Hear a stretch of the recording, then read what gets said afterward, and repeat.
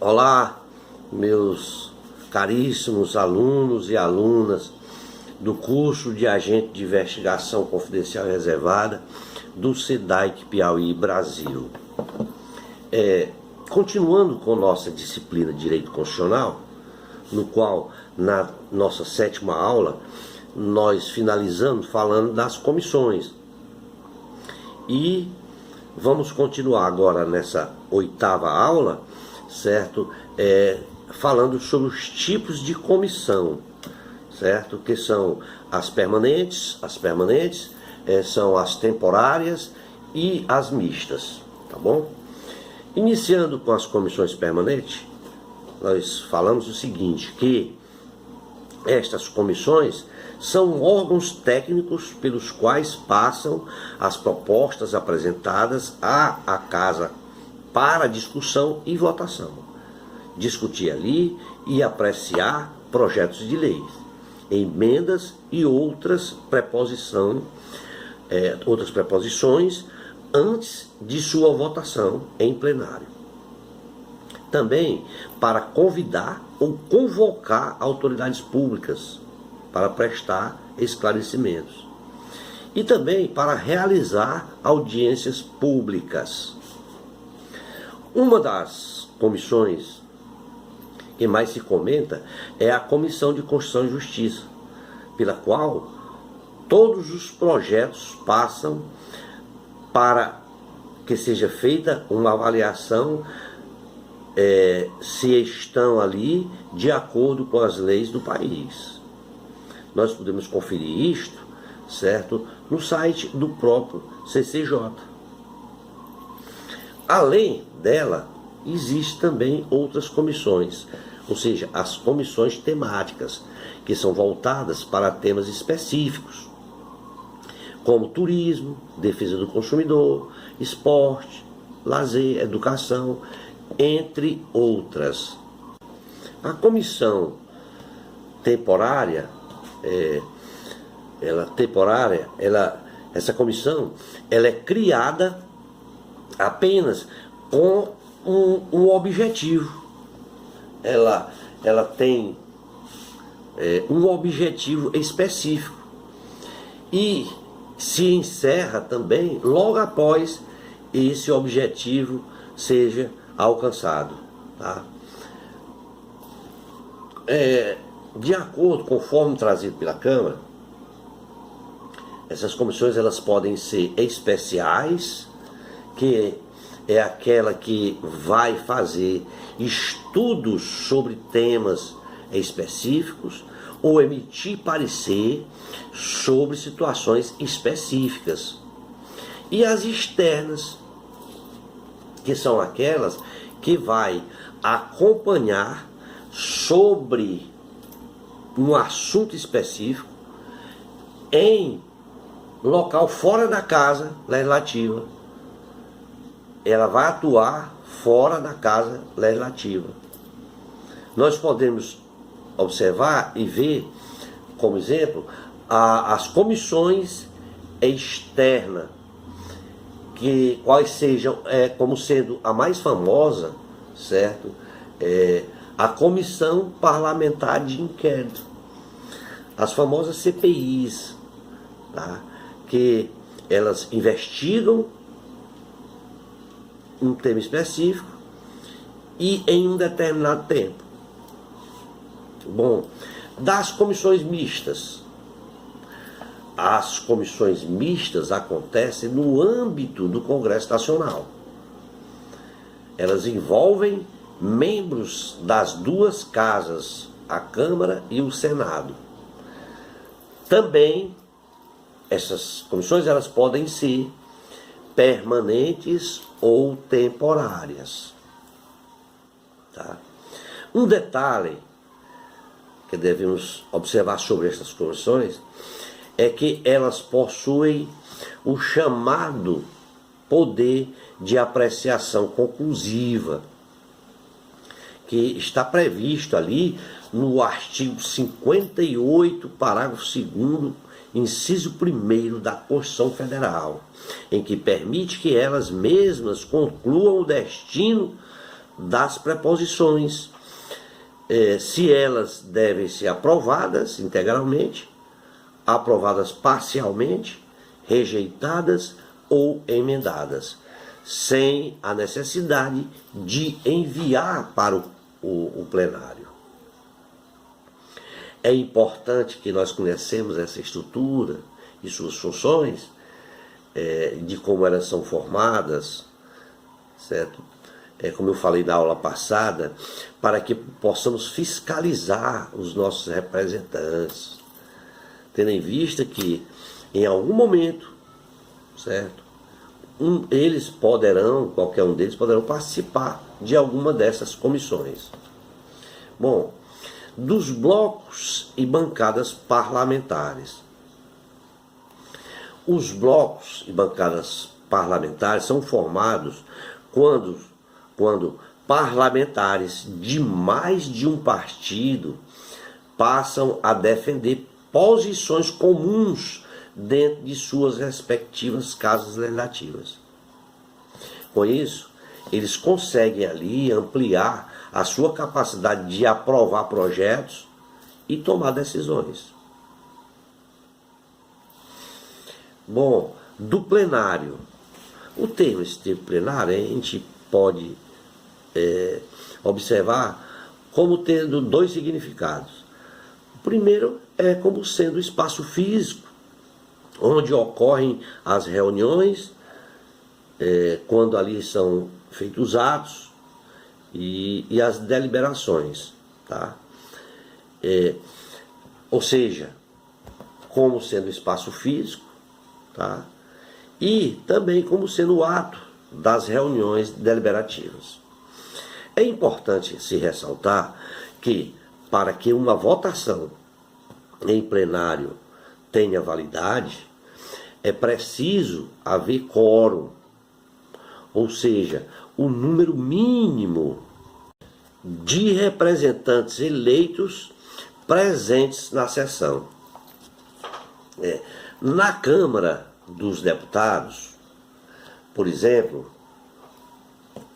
tem um determinado número. No nosso caso, nós temos, eu acho que 513 deputados.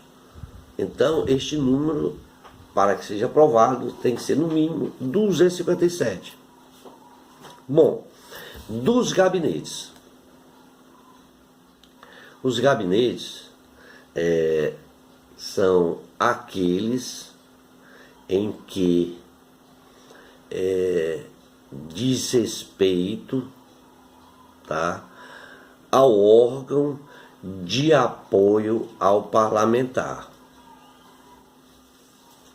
Ou seja, é o local onde os membros deste órgão se reúnem com seu parlamentar. É aquele local. Bom, temos que observar, então, que cada parlamentar, ele tem um auxílio mensal para arcar com as despesas do seu gabinete. O chamado, ou seja, a chamada verba de gabinete. Na Câmara dos Deputados, certo? Por exemplo, este valor chega em média 110 a 120 mil reais por aí. É brincadeira. Bom, continuando. Os assessores parlamentares, ele tem como função o de assessoramento técnico para os representantes eleitos, tá? No caso do Congresso Nacional, o cargo é dado para especialistas concursados, tá? Ali, esses assessores, eles levam informações e conhecimento para conectar o legislativo ao que está acontecendo no executivo. E daí ele embasar decisões e posicionamentos. Dentro desse processo legislativo, que acabamos de falar, em termos de estrutura, bem como as suas atribuições, devemos observar que essa estrutura e essa atribuição é uma das principais funções, qual seja, é o de fazer com que os projetos de lei cheguem ao presidente para sancionar ou vetar este projeto. O processo legislativo, ele tem 3 esferas: a esfera federal, a esfera estadual e a esfera municipal. Na esfera federal, o Congresso Nacional exerce sua função na elaboração de emendas à Constituição que digam respeito a leis complementares, ordinárias e delegadas, medidas provisórias, decretos legislativos e resoluções. Bom, apesar de toda essa esfera, nós temos que falar que nessa esfera, ela na esfera federal, ali se adota, tá, o sistema bicameral, ou seja, onde o Senado e a Câmara dos Deputados atuam de maneira distinta, mas que sejam coesos entre si, porque cada uma das casas detém trabalhos específicos e orçamentos específicos, mas devem unir-se no que diz respeito às aprovações das propostas de lei.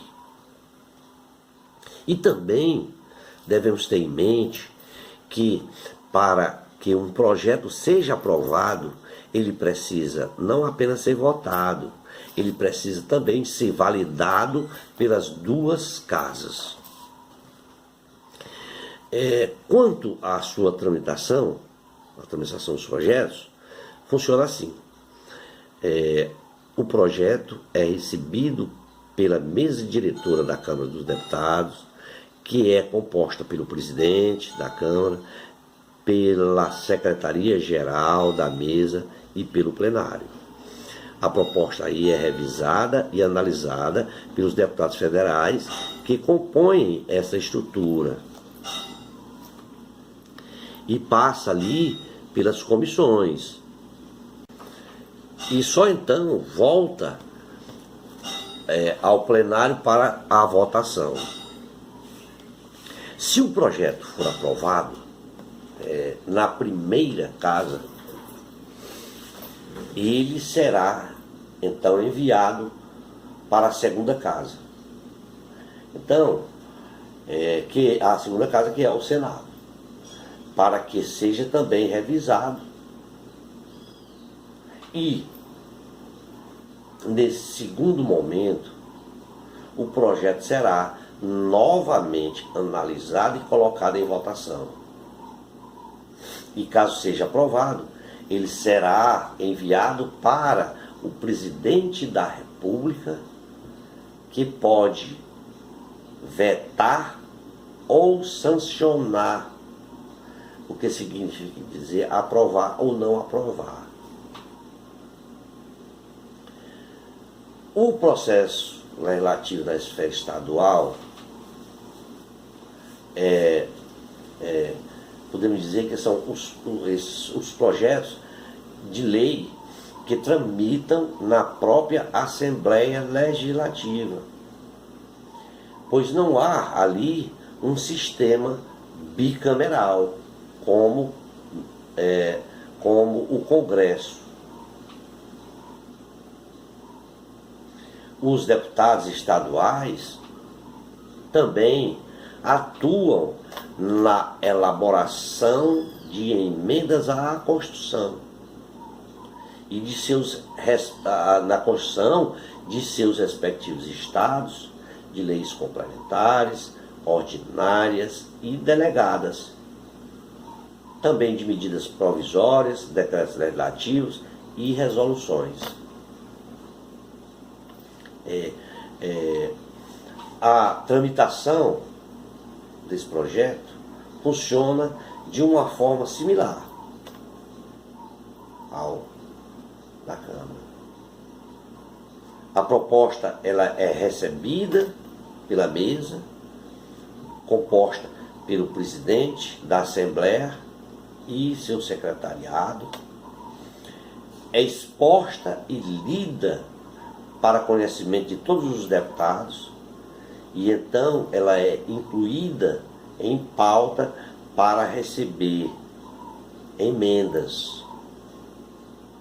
Daí então se passa para as comissões temáticas e, em sendo aprovada, ela é incluída em uma ordem chamada de ordem do dia para a votação, tendo o seu fim ali, se na aprovação, se for o caso, ou no veto, que então leva para o governador para vetar, aprovar ou vetar, certo? A função do governador é, depois dessa votação, quando tem seu fim dessa votação, na aprovação daquele projeto, certo? Ou veto, nas mãos do governador. Bom, o processo legislativo na esfera municipal, certo, diz respeito aos projetos elaborados, que são emendas à lei orgânica, projetos de lei, decretos legislativos e resoluções. Nessa esfera, também há uma mesa composta pelo presidente da Câmara e seu secretariado, onde elas são recebidas, esses projetos são recebidos e que vão tramitar pelas comissões para possíveis emendas antes de ser votada. Daí a proposta precisa ser publicada em um diário oficial, que, dependendo do seu cunho e da matéria discutida, é votada 2 vezes pelos vereadores e só então é que passa para o prefeito. Em todas as esferas, nessas 3 esferas, todas essas esferas, os projetos sancionados, devem obrigatoriamente ser publicados em seus respectivos diários oficiais, para que seja efetivada a sua aprovação, ou arquivada em caso de veto. Devemos observar também que, apesar de ser a principal função do legislativo, as propostas de leis não são restritas a esse poder. Qualquer cidadão pode propor leis federais, estaduais e municipais. Eles podem fazer isso por meio de iniciativa popular, no qual essas propostas percorrem o mesmo caminho apresentado pelos órgãos. E devem ser não só apresentadas, mas devem ser outorgadas por meio daquela iniciativa popular. Ou seja, é que estas propostas percorrem o mesmo caminho apresentado para que elas possam ser outorgadas. Vamos ficar por aqui. Na nossa 9ª aula nós passaremos a falar do poder executivo. Muito obrigado a todos e espero ter contribuído para um bom estudo. Obrigado e até a próxima aula.